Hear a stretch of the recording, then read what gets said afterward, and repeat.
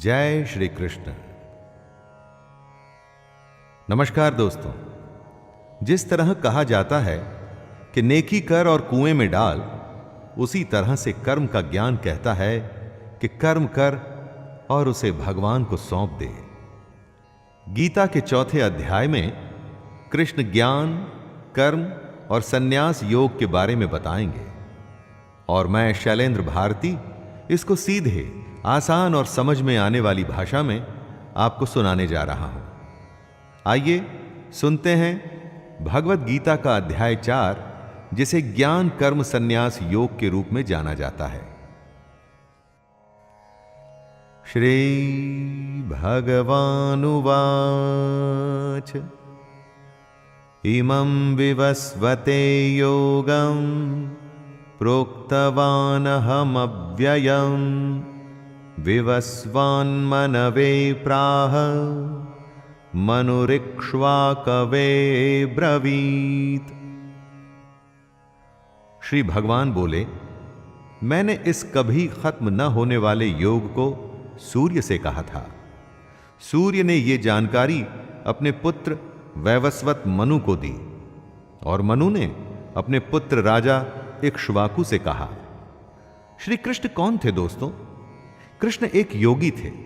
सृष्टि के आदि और अंत, बिगिनिंग और एंड, सब कुछ वो जानते थे। वो हर समय मौजूद थे और वो हमेशा ही मौजूद भी रहेंगे। योग अर्थात ज्ञान योग और कर्म योग, जिसका कभी नाश नहीं हो सकता। आखिर कहां से आया इस योग का ज्ञान? भगवान श्री कृष्ण उसी की जानकारी दे रहे हैं।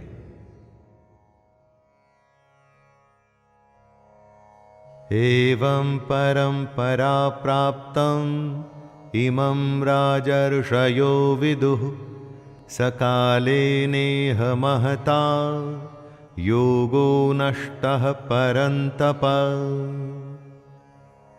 हे परंतप अर्जुन, परंपरा चलती रही और कई राजर्षियों को इसकी जानकारी हो गई, लेकिन उसके बाद वह योग बहुत काल से इस पृथ्वी लोक में गायब हो गया। ज्ञान कहीं न कहीं से आता है और उसके बाद वो धीरे धीरे फैलना शुरू होता है। ये ज्ञान कृष्ण से सूर्य और इस तरह से गीता के माध्यम से हम लोगों तक आया। सैकड़ों हजारों सालों का सिलसिला है ये तो, लेकिन बीच में ऐसा भी समय था जब ये ज्ञान योग पृथ्वी पर से गायब हो गया था। ज्ञान बढ़ाने से बढ़ता है और घटाने से खत्म होने लगता है। इसीलिए हम इस योग को, गीता के सार को, कृष्ण की बातों को आप तक ला रहे हैं। एवायं मया तेऽद्य योगः प्रोक्तः पुरातनः भक्तोऽसि मे सखा चेति रहस्यं ह्येतदुत्तमम्। खजाने को खुले में नहीं रखा जाता, उसी तरह से रहस्य भी खुल के सामने नहीं आता, धीरे धीरे आता है। कृष्ण अर्जुन से कहते हैं, तू मेरा भक्त और प्रिय सखा है, इसलिए वही ये पुरातन योग आज मैंने तुझसे कहा है, क्योंकि ये बड़ा ही उत्तम रहस्य है, अर्थात गुप्त रखने योग्य विषय है। अर्जुन कृष्ण का भक्त भी है और मित्र भी, इसीलिए कृष्ण उसे ये सदियों पुराना योग बता रहे हैं, सिखा रहे हैं और ये भी कह रहे हैं कि वैसे तो ये गुप्त रखने की बात है, लेकिन वो अपना सब कुछ अर्जुन को बता रहे हैं। यहां पर गुप्त रखने से मतलब है कि इतने बड़े ज्ञान का सम्मान हो, इसे सामान्य विद्या न समझा जाए। अर्जुन उवाच अपरं भवतो जन्म परं जन्म विवस्वतः कथमेतद्विजानीयाम् त्वमादौ प्रोक्तवानिति। अर्जुन एकदम हमारे जैसा ही मानव है, ह्यूमन। हमारे जैसे ही सवाल उसके मन में भी आते हैं।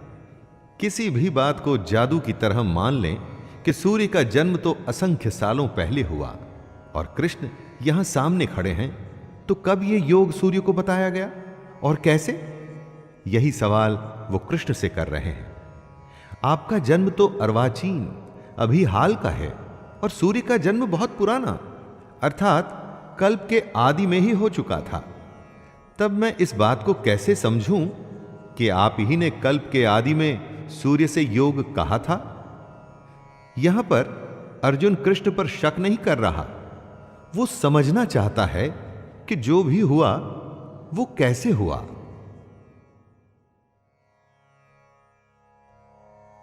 श्री भगवानुवाच बहूनि मे व्यतीतानि जन्मानि तव चार्जुन तान्यहं वेद सर्वाणि न त्वं वेत्थ परन्तप। दोस्तों, भक्त नहीं जानता लेकिन भगवान सब जानता है। साधक मतलब कि साधना करने वाला ये नहीं जानता, लेकिन महापुरुष सब कुछ जानता है। जो आंखों से दिखता है वो तो सब जान सकते हैं, इसमें विशेष क्या हुआ, स्पेशल क्या है। जो अव्यक्त है यानी अनएक्सप्लेन्ड है उसे सिर्फ ज्ञानी और महापुरुष ही जानते हैं। श्री भगवान बोले, हे परंतप अर्जुन, मेरे और तेरे बहुत से जन्म हो चुके हैं, उन सबको तू नहीं जानता किंतु मैं जानता हूं। यही कृष्ण कह रहे हैं कि अर्जुन उनको साधारण जन्म लेने वाला, हमारे जैसे शरीर वाला न समझे। दोस्तों, ये बात हमारे लिए भी आवश्यक है कि कृष्ण को हम कैसे और क्या समझें।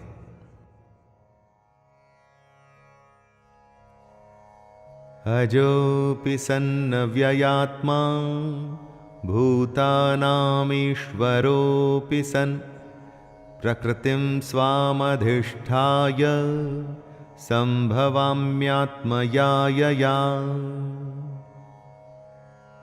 कृष्ण अपने रूप, अपने अस्तित्व को समझाते हुए कह रहे हैं, मैं अजन्मा हूं, यानी मेरा कभी जन्म नहीं हुआ। मैं अविनाशी हूं, अर्थात मेरा कभी नाश नहीं हो सकता।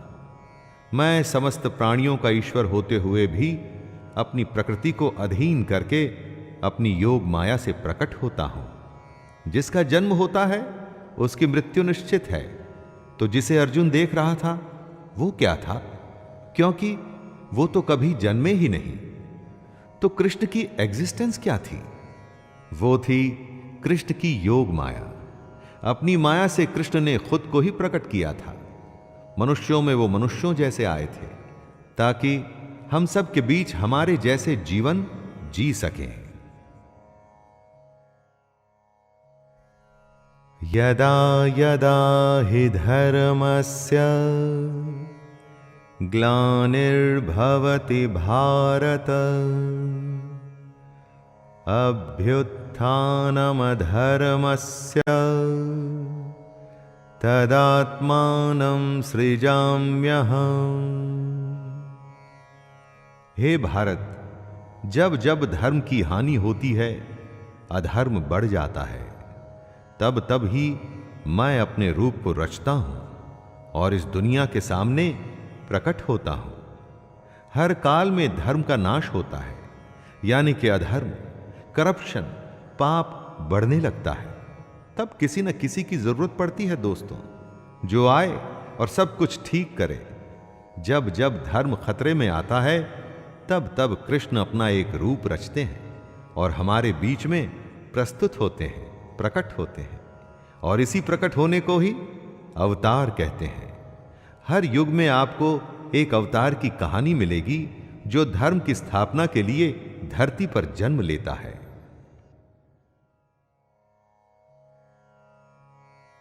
परित्राणाय साधूनां विनाशाय च दुष्कृतां धर्म संस्थापनार्थाय संभवामि युगे युगे।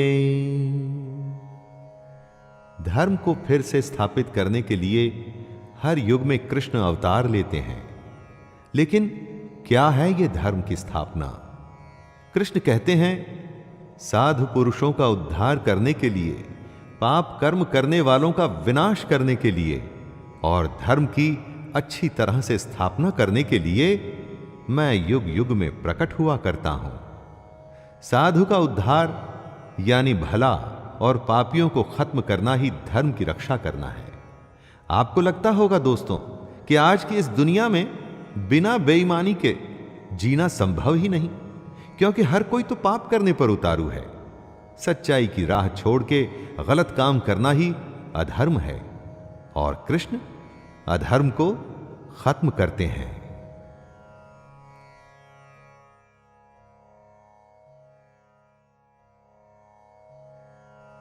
जन्म कर्म च मे दिव्यम् एवं यो वेत्ति तत्त्वतः त्यक्त्वा देहं पुनर्जन्म नैति मामेति सोऽर्जुन।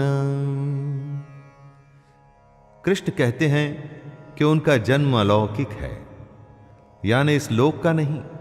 जैसे हम सबका जन्म होता है वैसे कृष्ण का जन्म नहीं हुआ।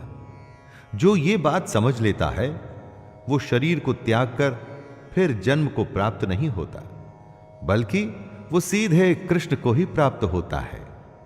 मनुष्य के जन्म का एक तरीका है, हम वो ही समझ सकते हैं, लेकिन कृष्ण उनका जन्म दिव्य और अलौकिक होता है, डिवाइन और इस दुनिया से अलग। इसीलिए उनके अस्तित्व को आसानी से नहीं समझा जा सकता। लेकिन जो भी कोई इस बात को समझ जाता है वो भी जन्म और मृत्यु के चक्कर से निकल सीधा कृष्ण को ही प्राप्त होता है। ज्ञान की बात है तो आसानी से कैसे समझ में आएगी दोस्तों, और अगर समझ आ गई तो फिर किसी ज्ञान की जरूरत ही नहीं रहेगी।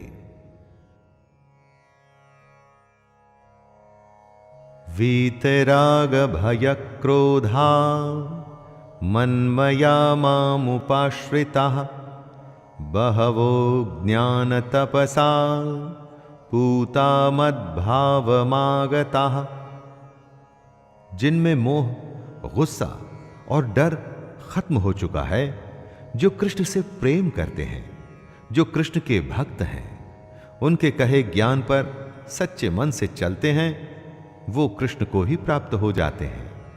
जिन्होंने अपने अंदर के मोह, गुस्से या डर जैसे भावों को खत्म कर दिया है, यानी कि अपनी इंद्रियों को वश में कर लिए हैं और खुद को जो कृष्ण को सौंप चुके हैं, उन्हें भगवान की प्राप्ति हो चुकी है, उन्हें मोक्ष मिल चुका है।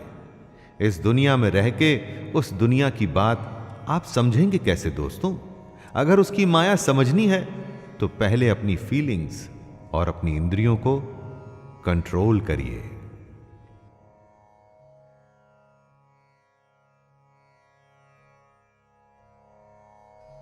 ये यथा मां प्रपद्यन्ते तांस्तथैव भजाम्यहम् मम वर्तमानुवर्तन्ते मनुष्याः पार्थ सर्वशः। हे अर्जुन, जो भक्त मुझे जिस प्रकार भजते हैं मैं भी उनको उसी प्रकार भजता हूं, क्योंकि सभी मनुष्य मेरे ही बताए रास्ते पर चलते हैं। दोस्तों, कृष्ण यहां पर कितनी बड़ी बात कह रहे हैं। जो उनको भजते हैं कृष्ण वापस से उनको उसी प्रकार भजते हैं। कहने का अर्थ है कि जो कृष्ण के स्वरूप को, उनके ज्ञान को और उनकी कही बातों को अच्छे से समझ जाता है, वो एक तरह से कृष्ण में मिल जाता है। यहां भजने से मतलब पूजा पाठ या आरती मत समझ लीजिएगा दोस्तों। सच्चे अर्थों में भगवान को भजने का मतलब है उसकी कही बातों पे चलना।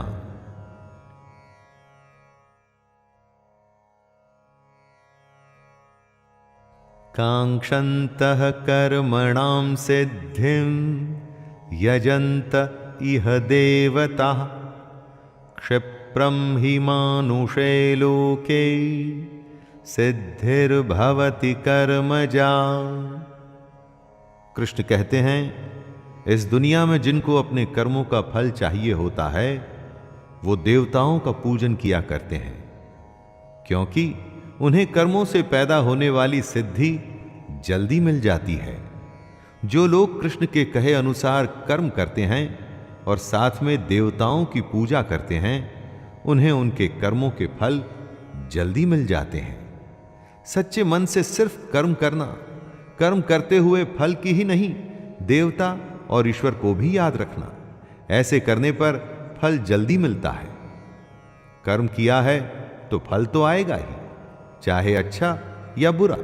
लेकिन अगर कर्म करते हुए मन में भगवान है तो फल अवश्य अच्छा और जल्द आएगा।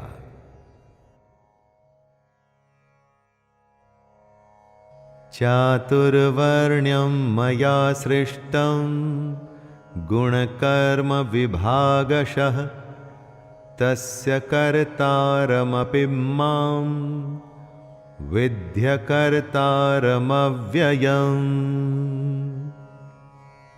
यहां कृष्ण हमारे समाज की सबसे बड़ी सच्चाई जो हम भूल चुके हैं उसके बारे में बता रहे हैं। ब्राह्मण, क्षत्रिय, वैश्य और शूद्र, इन 4 वर्णों का समूह गुण और कर्मों के विभाग पूर्वक मेरे द्वारा रचा गया है। इस प्रकार उस सृष्टि रचनादि कर्म का कर्ता होने पर भी मुझ अविनाशी परमेश्वर को तू वास्तव में अकर्ता ही जान। जिसे हम जात या जाति कहते हैं वो आपके गुण और कर्म पर निर्भर करती है दोस्तों, जन्म पर नहीं। हो सकता है कि आपका जन्म एक अच्छे घर में हुआ हो, आपके माता और पिता अच्छे इंसान हो, लेकिन अगर आप धूर्त हैं, झूठ बोलते हैं या गलत काम करते हैं तो क्या आपको भी सच्चा और अच्छा कहा जाएगा? ना, कभी नहीं।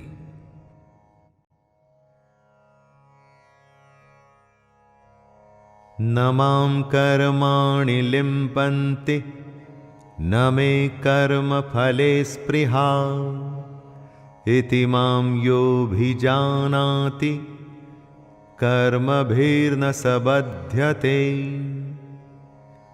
कर्म करना है लेकिन उसमें बंधना नहीं, यह कॉम्प्लिकेटेड है दोस्तों, इसलिए जरा ध्यान दे के सुनिएगा। कर्म को पूरी लगन से अपना कर्तव्य समझ के आपको करना है, लेकिन उसमें बंधकर उसके फल के लिए परेशान नहीं होना है। आपने परीक्षा दी या किसी चुनौती का सामना किया, अब उसके रिजल्ट का आपको इंतजार है और आप सोच रहे हैं कि न जाने क्या होगा, हे भगवान अच्छा कर देना। यह गलत है। सच्चे मन से कर्म करिए और आगे बढ़ते रहिए। भगवान से यह मत कहिए कि वो सब अच्छा करें, आप अपना कर्म अच्छा करिए, उसके बाद उस पर छोड़ दीजिए। भगवान को अच्छा फल देने के लिए कभी मत कहिए, उससे कुछ नहीं होगा।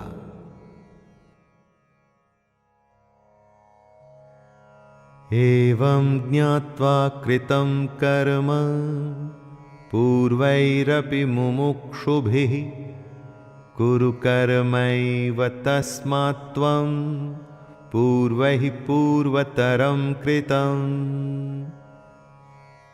कृष्ण आगे अर्जुन को बताते हैं कि बीते समय में जिन लोगों को मोक्ष प्राप्त हुआ था उन्होंने इसी तरीके का इस्तेमाल किया था, और इस समय में अगर अर्जुन तुझे भी मोक्ष की इच्छा है तो तुझे भी इसी तरीके से चलना पड़ेगा। कृष्ण पूर्वजों के तरीके को समझाते हुए अर्जुन से कह रहे हैं दोस्तों कि उससे पहले भी कितने ही लोग निष्काम कर्म को समझ ईश्वर को प्राप्त हुए थे। उसी तरह से अर्जुन को भी इस बने बनाए तरीके पे चल ईश्वर को पाना चाहिए। दुनिया कितनी भी बदल जाए, दुनिया के नियम नहीं बदलते। जैसे जन्म और मृत्यु अटल है, उसी तरह से मेहनत करने पर अच्छा फल मिलेगा, ये भी अटल है। किम कर्म किम कर्मेति कवयोप्यत्र मोहिताः तत्ते कर्म प्रवक्ष्यामि यज्ञ ज्ञात्वा मोक्षसे शुभात्। कंफ्यूजन की स्थिति को दूर करते हुए भगवान श्री कृष्ण कहते हैं, कर्म क्या है और अकर्म क्या है। इस प्रकार इसका निर्णय करने में बुद्धिमान पुरुष भी मोहित हो जाते हैं। इसलिए वह कर्म तत्व मैं तुझे भली भांति समझाकर कहूंगा, जिसे जानकर तू अशुभ से अर्थात कर्म बंधन से मुक्त हो जाएगा। आखिर कर्म होता क्या है? कुछ भी करने को क्या कर्म कहते हैं? हर समय हम इस शब्द का इस्तेमाल करते हैं, परंतु कृष्ण कर्म और अकर्म का भेद खोलेंगे और समझाएंगे कि कैसे इसको समझकर आप कर्म योग में लग सकते हैं और अपने जीवन में आगे बढ़ सकते हैं। कर्मणो ह्यपि बोद्धव्यम बोद्धव्यम च विकर्मणः अकर्मणश्च बोद्धव्यम गहना कर्मणो गतिः। कर्म क्या है ये समझना चाहिए और अकर्म क्या है ये भी समझना चाहिए, और साथ में विकर्म का स्वरूप भी जानना चाहिए, क्योंकि कर्म बहुत ही कॉम्प्लिकेटेड चीज है। 3 शब्दों में कहा है कृष्ण ने, कर्म, अकर्म और विकर्म, यानी कुछ करना, कुछ न करना और कुछ विशेष करना। ये बातें सुनकर दोस्तों आपको फिलॉसफी लगेगी, सत्संग के ज्ञान की तरह लगेगा, लेकिन अगर आप इन बातों को समझ जाएं तो यकीन मानिए हमारी प्रैक्टिकल दुनिया में आपका जीना एकदम आसान हो जाएगा। और यही वजह है कि कृष्ण कर्म, अकर्म और विकर्म को समझाना चाहते हैं। कर्मण्य कर्म यः पश्येद कर्मणि च कर्म यः स बुद्धिमान् मनुष्येषु स युक्तः कृत्स्न कर्म कृत्। जो मनुष्य कर्म में अकर्म देखता है और जो अकर्म में कर्म देखता है, वो और लोगों से ज्यादा इंटेलिजेंट है, और ऐसा योगी समस्त कर्मों को करने वाला है। कर्म में अकर्म देखने का मतलब क्या हुआ? यानी जो मनुष्य कर्म करता है लेकिन उस पर घमंड नहीं करता कि करने वाला वो खुद है, वो कर्म में अकर्म को देख रहा है, कर्म को कर्तव्य मान के कर रहा है, लेकिन दुनिया जहान में या खुद अपने आप से उसका डंका नहीं पीटना चाहिए दोस्तों। उसे यह नहीं करना चाहिए कि मैंने ये कर दिया या वो कर दिया। अपना काम करना है, उसके फल के बारे में नहीं सोचना है, और अपने अगले काम, अगले कर्तव्य में लग जाना है। यही है कर्म में अकर्म को देखना। यस्य सर्वे समारंभाः काम संकल्प वर्जिताः ज्ञानाग्निदग्ध कर्माणं तमाहुः पंडितं बुधाः। कृष्ण कर्म को आगे समझाते हुए कहते हैं, जिसके शास्त्रों द्वारा ठीक बताए गए कर्म बिना कामना और संकल्प के होते हैं, तथा जिसके सारे कर्म ज्ञान रूप अग्नि द्वारा भस्म हो गए हैं, उस महापुरुष को ज्ञानी जन भी पंडित कहते हैं। दोस्तों, सीधी भाषा में इसे यूं समझिए कि कर्म करना है और उसे भूल जाना है। लेकिन कौन सा कर्म? शास्त्र सम्मत। जी हां, शास्त्र सम्मत। जिस कर्म को शास्त्र ठीक बताएं, शास्त्र कौन से कर्म को ठीक बताएंगे?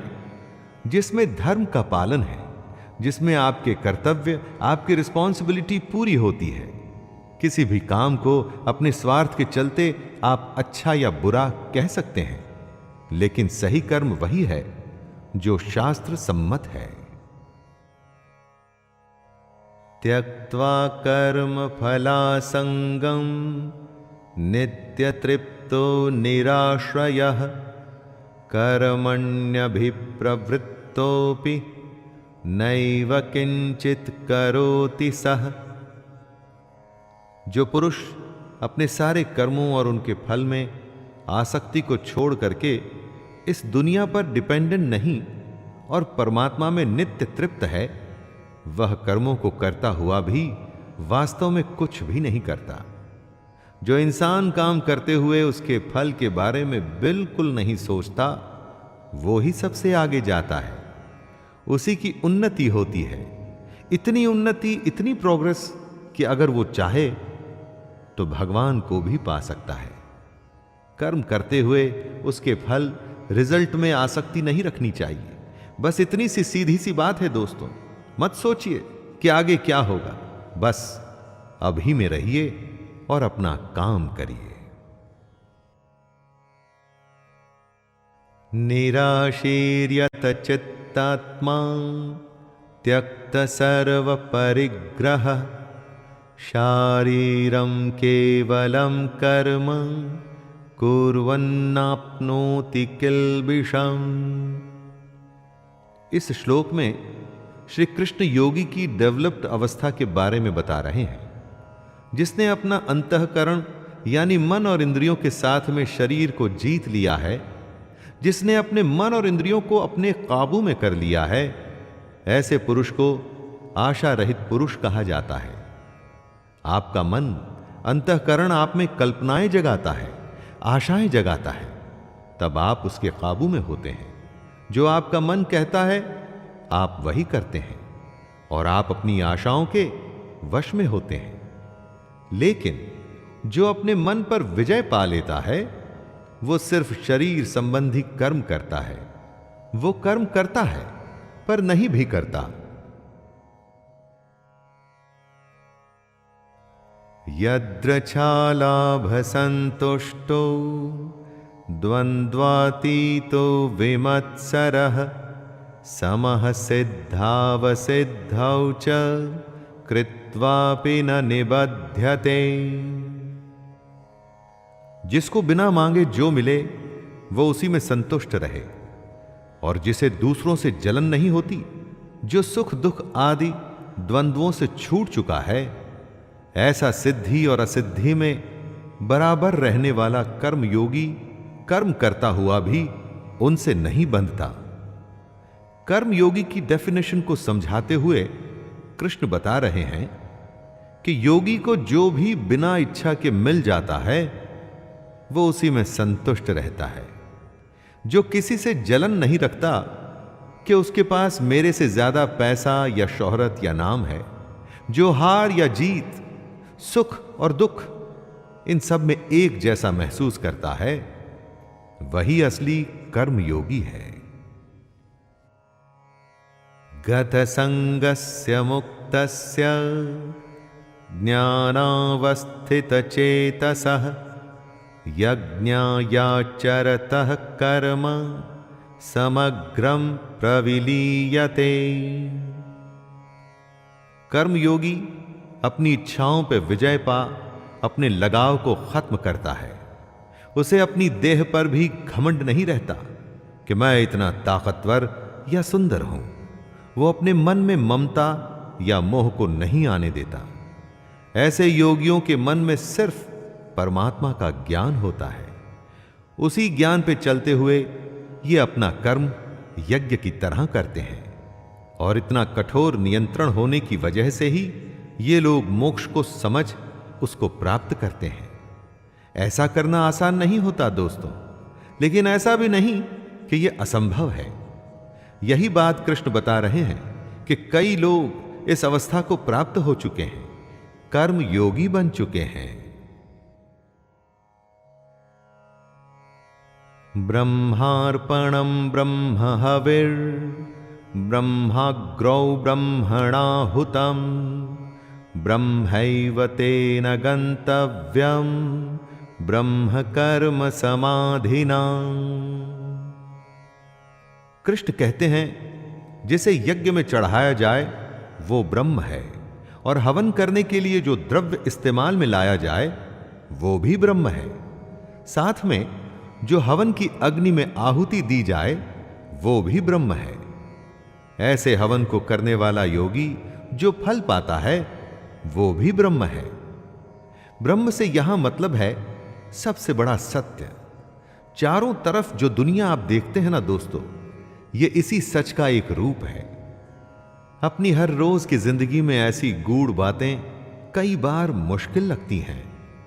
ऐसा लगता है कि किसके लिए, किसके पास टाइम है। लेकिन इसका अर्थ यह नहीं कि इससे सच बदल जाता है। कृष्ण की इन बातों से ब्रह्म को समझने की कोशिश तो करिए दोस्तों। दैवमेवापरे यज्ञं योगिनः पर्युपासते ब्रह्माज्ञावपरे यज्ञं यज्ञेनैवोपजुह्वति। कुछ योगी देवताओं को सब कुछ मान यज्ञ को उनको समर्पित करते हैं। देवता का अर्थ है जिन भगवान के रूपों की हम पूजा करते हैं। यही यज्ञ का एक रूप होता है जो हमारे जैसे लोगों के लिए है। जो पहुंचे हुए कर्मयोगी होते हैं वो यज्ञ में अपना सब कुछ ब्रह्म को सौंपते हैं। उनका हर अनुष्ठान ब्रह्म के लिए होता है। चाहे आप राम, कृष्ण, शिव या दुर्गा या अपने किसी अभिष्ट को याद करके यज्ञ करें या ब्रह्म को सबसे बड़ा सच मान के कर्म करें, कोई फर्क नहीं पड़ता दोस्तों। बस ये ध्यान रखना है कि आपका कर्म भी एक यज्ञ है जिसमें आप उस ईश्वर को अपना सब कुछ सौंप के बस काम में लग जाते हैं।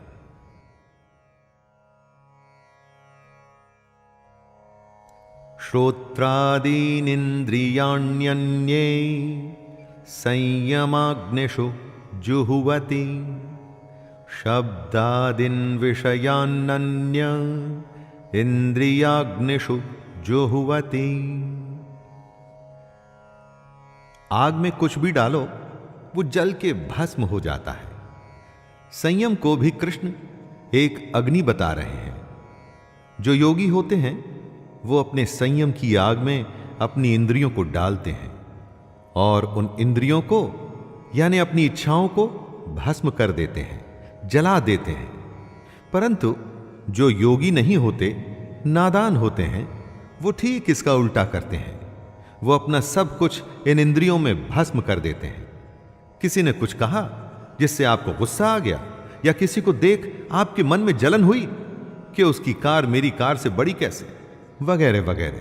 बस इसी तरह की बातों में नादान लोग खुद को जला डालते हैं।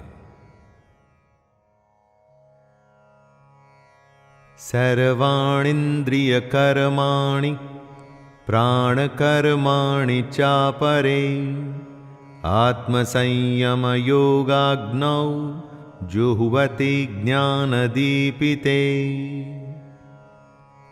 अपनी इंद्रियों को, अंतःकरण को वश में करने का सबसे बड़ा तरीका है ज्ञान।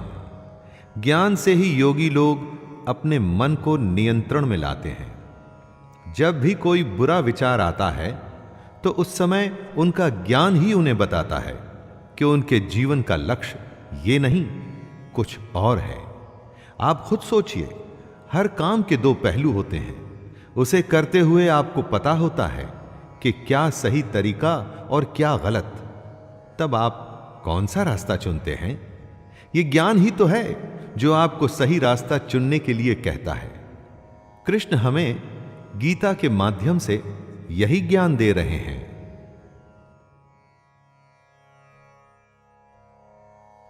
द्रव्ययज्ञास्तपो यज्ञा योग यज्ञास्तथा परे स्वाध्याय ज्ञान यज्ञाश्च यतयः संक्षितव्रतः। हर किसी का युद्ध अलग है, इसलिए हर किसी का यज्ञ और हर किसी का कर्म भी यज्ञ है। यही बात कृष्ण इस श्लोक के द्वारा हमें बता रहे हैं। कई पुरुष द्रव्य संबंधी यज्ञ करने वाले होते हैं, कितने ही तपस्या रूप यज्ञ करते हैं, तथा दूसरे कितने ही योग रूप यज्ञ करते हैं। कितने ही अहिंसादि तीक्ष्ण व्रतों से युक्त यत्नशील पुरुष स्वाध्याय रूप ज्ञान यज्ञ करने वाले होते हैं। कोई ईश्वर की पूजा कर उसे फूल और फल चढ़ाता है, कोई तपस्या कर भगवान को खुश करने की कोशिश करता है, और कोई योग से भगवान को पाने की कोशिश करता है। दोस्तों, अपना युद्ध पहचानिए और अपना कर्म चुनिए। अपाने जुह्वति प्राणम प्राणे पानं तथा परे प्राणापान गतिरुद्ध्वा प्राणायामपरायणः अपरे नियताहारः प्राणान् प्राणेषु जुह्वति सर्वेप्येते यज्ञविदो यज्ञक्षपितकल्मषः। इस श्लोक में कृष्ण प्राणायाम से जुड़े आयाम बता रहे हैं। जरा ध्यान देके सुनिएगा दोस्तों। कितने ही योगी जन अपान वायु में प्राण वायु को हवन करते हैं, वैसे ही अन्य योगी जन प्राण वायु में अपान वायु को हवन करते हैं तथा अन्य कितने ही नियमित आहार करने वाले प्राणायाम परायण पुरुष प्राण और अपान की गति को रोककर प्राणों को प्राणों में ही हवन किया करते हैं। ये सभी साधक यज्ञों द्वारा पापों का नाश कर देने वाले और यज्ञों को जानने वाले हैं। प्राण का अर्थ है सांस अंदर खींचना, अपान का मतलब सांस को छोड़ना। कौन कितना पहुंचा हुआ योगी है उसकी अलग अलग अवस्था होती है। बहुत से योगी अपनी सांसों के आने जाने पर पूरा कंट्रोल रखते हैं, परंतु हम में से ज्यादातर ऐसा नहीं कर पाते। हमारी सांसें तो मजबूरी में चलती हैं, क्योंकि नहीं चली तो हम मर जाएंगे। लेकिन योगियों के साथ ऐसा नहीं होता। प्राणायाम से हम अपने पर संयम करने में सफल होते हैं और यही बात कृष्ण हमें बता रहे हैं। यज्ञशिष्टामृतभुजो यान्ति ब्रह्म सनातनम् नायं लोकोऽस्त्यय यज्ञस्य कुतोऽन्यः कुरु सत्तम। यज्ञ की महिमा का बखान करते हुए कृष्ण कहते हैं, हे कुरुश्रेष्ठ अर्जुन, यज्ञ से बचे हुए अमृत का अनुभव करने वाले योगी जन सनातन पर ब्रह्म परमात्मा को प्राप्त होते हैं और यज्ञ न करने वाले पुरुष के लिए तो ये मनुष्य लोक भी सुखदायक नहीं है। फिर परलोक कैसे सुखदायक हो सकता है? यज्ञ करने के बाद जो बचता है उसे कृष्ण अमृत बता रहे हैं और ये अमृत सीधे भगवान तक ले जाता है। दोस्तों, यज्ञ को आप कर्म भी समझ सकते हैं। कर्म करने के बाद जो भी उसका फल हो उसे भगवान का आशीर्वाद समझ उसमें संतुष्ट होकर अपने अगले कर्म में लग जाना चाहिए। एवं बहुविधा यज्ञा वितता ब्रह्मणो मुखे कर्मजान् विद्धि तान् सर्वान् एवं ज्ञात्वा विमोक्ष्यसे। कृष्ण आगे कहते हैं, कितने ही तरह के यज्ञ वेद की वाणी में बताए गए हैं। उन सबको तू मन, इंद्रिय और शरीर की क्रिया द्वारा संपन्न होने वाले जान। इस प्रकार इन यज्ञों का मूल तत्व, इनकी रियलिटी जानकर उनके अनुष्ठान द्वारा तू कर्म बंधन से हमेशा के लिए मुक्त हो जाएगा। कितने ही यज्ञ वेदों में बताए गए हैं और कई यज्ञों के बारे में श्री कृष्ण ने भी बताया, जैसे अपने पर संयम रख इंद्रियों को वश में करना, यज्ञ में देवताओं को अर्पण करना, सांसों को नियम में रख प्राणायाम करना। ये सारे यज्ञ ही तो हैं। ये यज्ञ अगर हम सच्चे मन से करेंगे तो इस जन्म और मृत्यु के चक्कर से हमेशा के लिए निकल सकते हैं।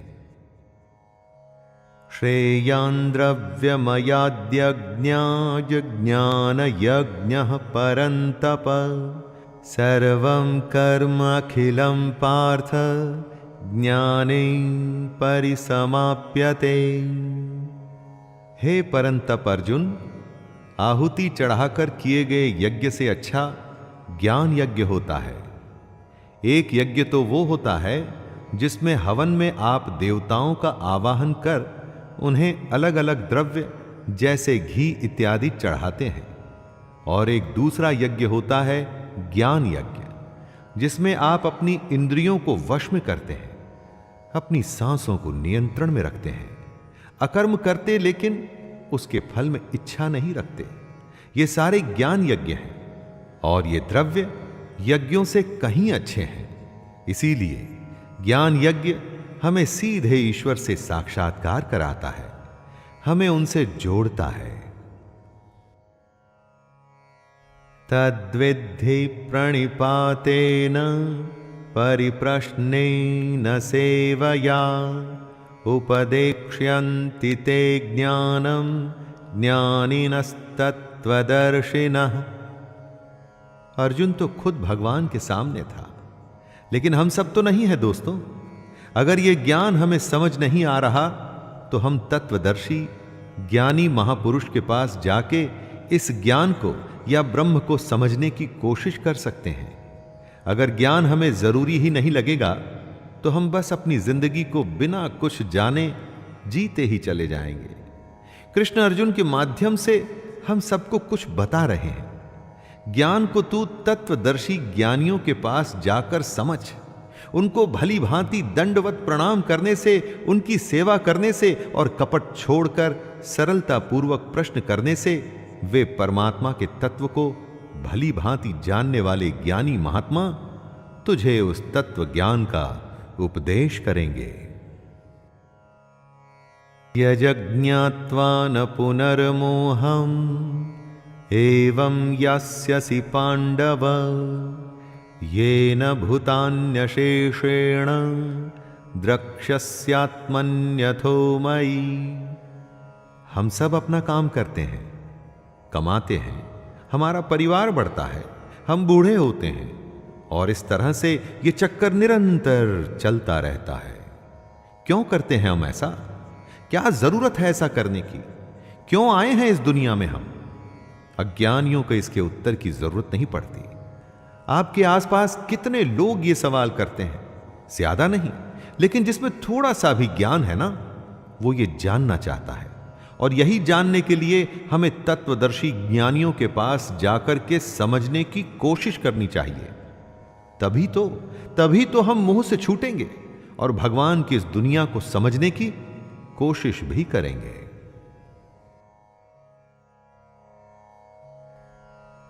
अपि चेदसि पापेभ्यः सर्वेभ्यः पापकृत्तमः सर्वं ज्ञाप्लवेनैव वृजिनं संतरिष्यसि। यदि तू अन्य सब पापियों से भी अधिक पाप करने वाला है तो भी तू ज्ञान रूपी नौका द्वारा निसंदेह संपूर्ण पाप समुद्र से भली भांति तर जाएगा। दोस्तों, इसका मतलब यह मत लगाइएगा कि पहले पाप करिए फिर ज्ञान हासिल करिए और बच जाइए। यहां कृष्ण ये कह रहे हैं कि आप इस भ्रम में, डाउट में मत रहिएगा कि हम बहुत बड़े पापी हैं, हमने तो कभी यज्ञ या भगवान को अच्छे से याद नहीं किया, तो ज्ञान हासिल हम कभी कर ही नहीं सकते। हर कोई कर सकता है। जिसमें इच्छा है ज्ञान को हासिल करने की, वो हर कोई कर सकता है। भगवान की असलियत जानने की, वो ज्ञान पे सवार होकर बाकियों से कहीं आगे भी निकल सकता है। तो देर किस बात की दोस्तों, आइए प्रारंभ करें। यथैधांसि समिद्धोऽग्निर्भस्मसात् कुरुतेऽर्जुन ज्ञानाग्निः सर्वकर्माणि भस्मसात् कुरुते तथा। हे अर्जुन, जैसे जलती हुई आग में ईंधन जलकर खत्म हो जाता है, वैसे ही ज्ञान रूप अग्नि हमारे सारे कर्मों को भस्ममय कर देती है। ईंधन को जब आप आग में डालते हैं तो ईंधन बचता नहीं, सब आग बन जाता है। उसी तरह से जब ज्ञान आपको प्राप्त हो जाता है, जब आप ज्ञानी बन जाते हैं, तो आपके कर्म भी खत्म हो जाते हैं। यहां पर दोस्तों, कर्मों के खत्म होने का मतलब यह नहीं है कि आप कर्म करना छोड़ देते हैं। इसका मतलब है कि आप कर्मों के बंधन से छूट जाते हैं। कर्म करते हैं उसे कर्तव्य मानकर, न कि उसके फल के लिए। यही तो ज्ञान है जिसे हम सबको जानना चाहिए। न हि ज्ञानेन सदृशं पवित्रमिह विद्यते तत्स्वयं योग संसिद्धः कालेनात्मनि विन्दति। ज्ञान हर किसी को शुद्ध कर देता है। कितने ही समय से कई लोगों ने कर्म योग के द्वारा ऐसे ज्ञान को हासिल किया है। अगर मन में इच्छा ना हो तो आप काम नहीं करते। उसी तरह से अगर किसी के मन में ज्ञान को समझने की, उसे जानने की जिज्ञासा नहीं है तो उसे ज्ञान कैसे मिलेगा? मन में ज्ञान के प्रति सवाल पैदा करके कर्म योग से ज्ञान हासिल किया जा सकता है। ऐसा कृष्ण कह रहे हैं, जिसका मन साफ है, ज्ञान की इच्छा है और जो निष्काम कर्म करने के लिए तैयार है, वो ज्ञान हासिल कर सकता है। श्रद्धावान् लभते ज्ञानं तत्परः संयतेन्द्रियः ज्ञानं लब्ध्वा परां शान्तिं चिरेणाधिगच्छति। इंद्रियों को जीतने वाले, मेहनत करने वाले और श्रद्धा रखने वाले मनुष्य को ज्ञान प्राप्त होता है तथा ज्ञान को प्राप्त होकर वह बिना देरी के उसी समय ही उसे भगवान की परम शांति मिलती है। जब आप एग्जाम, परीक्षा देने जाते हैं और अगर आपको सारे जवाब मालूम हैं तो परीक्षा देने में कोई परेशानी नहीं होती दोस्तों। उसी तरह से जो इंद्रियों के वश में करने की कोशिश कर रहा है, जिसके मन में ईश्वर के प्रति श्रद्धा है, उसको इस दुनिया की सच्चाई समझने में या ज्ञान हासिल करने में ज्यादा समय नहीं लगता। सही लगन और सही तरीके से आप दुनिया में कुछ भी हासिल कर सकते हैं। अज्ञश्च श्रद्धानश्च संशयात्मा विनश्यति नायं लोकोऽस्ति न परो न सुखम संशयात्मनः। जो सही गलत का फैसला नहीं कर सकता, जिसमें श्रद्धा नहीं, जिसके मन में शक है, ऐसा मनुष्य खत्म हो जाता है। ऐसे संशय युक्त मनुष्य के लिए न ये दुनिया है, न वो दुनिया, और ना ही सुख। जिसमें न सोचने समझने की शक्ति है, जिसमें न ईश्वर के लिए या इस दुनिया के सच के लिए श्रद्धा है, तो उसके जीवन का कोई मोल ही नहीं। ऐसे अज्ञानी बेवकूफ के लिए किसी दुनिया में आराम नहीं और उसे सुख कभी नहीं मिलता। दोस्तों, बिना कुछ किए कुछ भी हासिल नहीं होता, और साथ में अगर कुछ करने की, कुछ जानने की इच्छा नहीं, तो इस इंसान के होने में और ना होने में कोई फर्क नहीं।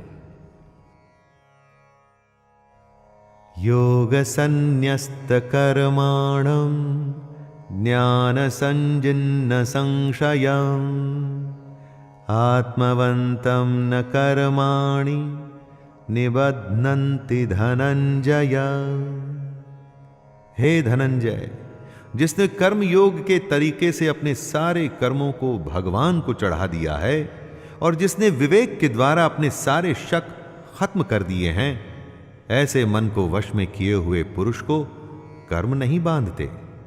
कर्म योगी वो होता है जो अपना कर्म करता है और उसे भगवान को सौंप देता है, जो अपने हर काम को बिना घमंड के करता है, अर्थात उस पर घमंड नहीं करता, जो अपनी समझ से अपने मन में से शक दूर करता है। अगर शक में रहेंगे ना दोस्तों, तो कभी कोई फैसला नहीं कर पाएंगे, और जो अपने मन पर विजय हासिल कर लेता है, उसे भगवान का ज्ञान जानने से कोई नहीं रोक सकता।